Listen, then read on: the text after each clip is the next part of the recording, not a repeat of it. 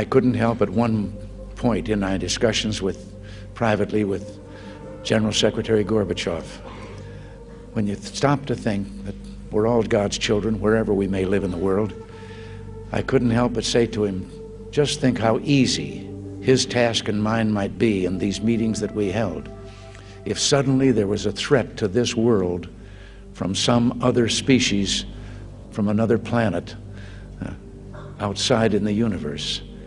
We'd forget all the little local differences that we have between our countries, and we would find out once and for all that we really are all human beings here on this earth together. Well, I don't suppose we can wait for some alien race to come down and threaten us, but I think that between us we can bring about that realization. Perhaps we need some outside universal threat to make us recognize this common bound. I occasionally think how quickly our differences worldwide would vanish if we were facing an alien threat from outside this world. But I've often wondered, what if all of us in the world discovered that we were threatened by a power from outer space, from another planet? Wouldn't we all of a sudden find that we didn't have any differences between us at all? We were all human beings, citizens of the world, and wouldn't we come together to fight that particular threat?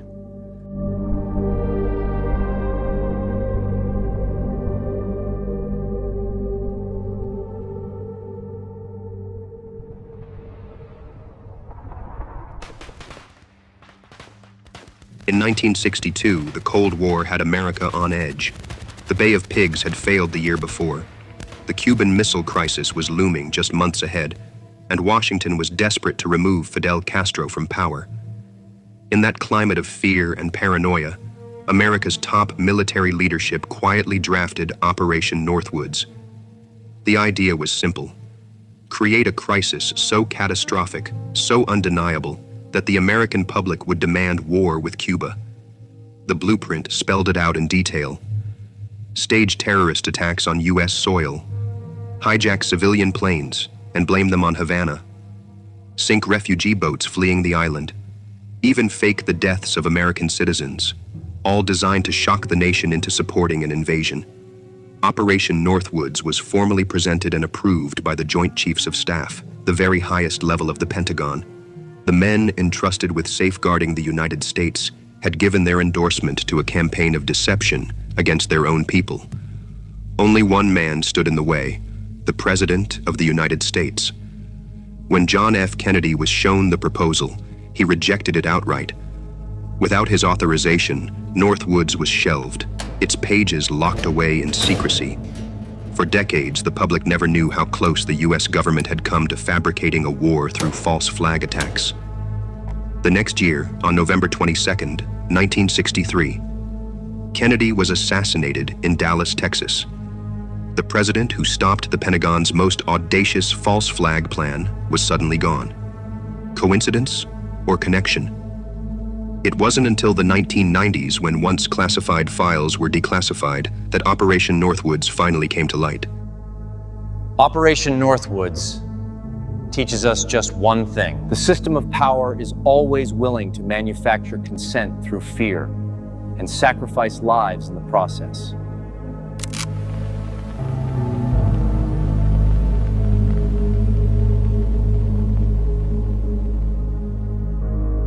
Born in 1945 in Montreal, Quebec, Serge Monast spent his life navigating the borders between poetry, journalism, and philosophical inquiry.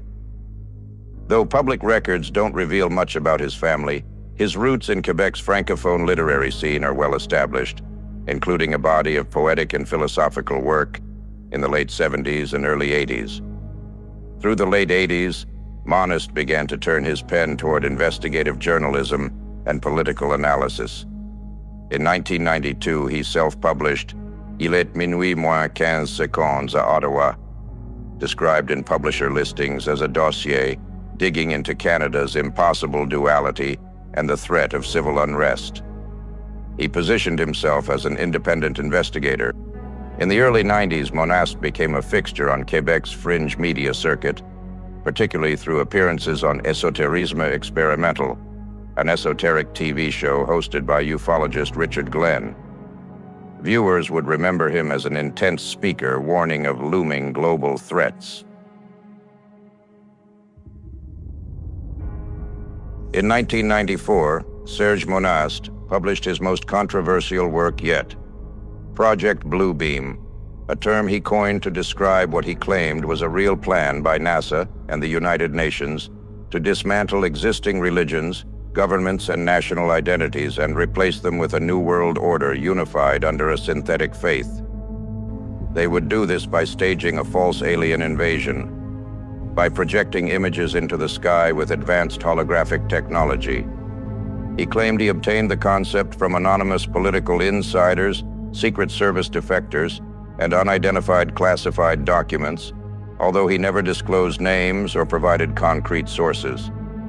He presented the theory in multiple papers and recorded lectures that circulated through his International Free Press Agency. According to Monast, Bluebeam was devised by NASA and the United Nations with the expressed purpose of dismantling religion and sovereignty and replacing them with a single New Age faith centered around a faux messiah. This would be achieved through 4 meticulously orchestrated phases. Step 1. Induce artificial earthquakes at key religious sites and falsify new archaeological finds and evidence that would undermine traditional religions. Step 2. Stage an alien invasion or simulated rapture, using advanced technology to instill mass panic and drive humanity toward a pre-designed unified authority. Step 3. Execute mass telepathic messaging via extremely low-frequency waves, making individuals believe the divine is speaking directly to them in their own language. You are all my children. And the final stage, launch a global holographic sky show, images of different religious figures projected in the heavens, Jesus, Buddha, Muhammad, ultimately revealing a singular Antichrist figure. Monast insisted he wasn't speculating. He said he had studied the documents. After publishing the book, he publicly warned about this alleged plan through presentations and essays. And in 1995, he published a companion volume, Les Protocoles de Toronto, outlining a Masonic connection to the conspiracy orchestrating global domination. He told of a secret consortium called 666, meeting every 18 years, plotting the New World Order via control of global elites and individual minds. He certainly didn't frame Project Bluebeam as entertainment. To him, it was an urgent reality. In 1994, Monast published Le Gouvernement Mondial de l'Antéchrist, where he suggested a hidden Illuminati cabal was coordinating world events. He pitched that the United Nations and secret societies were weaponizing mind control to dismantle national sovereignty. That same year, he released the United Nations concentration camps program in America, a theory alleging that the U.S. was setting up internment camps as part of a martial law plan orchestrated from above. Also in 1994, he tackled medical fears in vaccins, médecine militaire expérimentale, Cristaux liquide. There, Monast claimed governments were using vaccines combined with liquid crystal technology to subtly manipulate human minds. By September 1996, Serge Monast's situation had taken a distressing turn. That month, his 2 children were removed from his care by Canadian authorities and declared wards of the state, a move Monast publicly attributed to repression for his investigative claims. In early December 1996, Monast was arrested, though precise details like the exact date of arrest or specific charges were never made public. All we know, based on corroborated reports, is that he spent 1 night in police custody. The arrest's purpose remains vague, possibly tied to his claims of distributing prohibited information. The next day, back at his home in Sherbrooke, Monast died of an apparent heart attack. He was 51 years old. Some of his followers insist to this day that his death was beyond suspicious, possibly connected to his exposure of deep state secrets. He warned of a time when the skies themselves would be weaponized. And in the decades since his passing, the news has been filled with developments that make his claims harder to dismiss. Governments are speaking more openly about UFOs, or in the rebranded language, UAPs. The Pentagon has released declassified footage of strange craft outmaneuvering American fighter jets. Congressional hearings now treat the subject as serious national security business. What was once dismissed as fringe conspiracy has moved into the mainstream. If Project Bluebeam was truly a plan to stage a false alien arrival through satellites, holograms, and psychological manipulation, then the groundwork may already be in place. The unexplained lights in the sky, a string of interstellar anomalies, official admissions that we don't know what these are. All of it subtly training us to accept the possibility of a cosmic encounter. Was Serge Monast able to document the early outlines of a plan that is only now taking shape? So the question lingers, are we witnessing random events or the steps of a script written decades ago?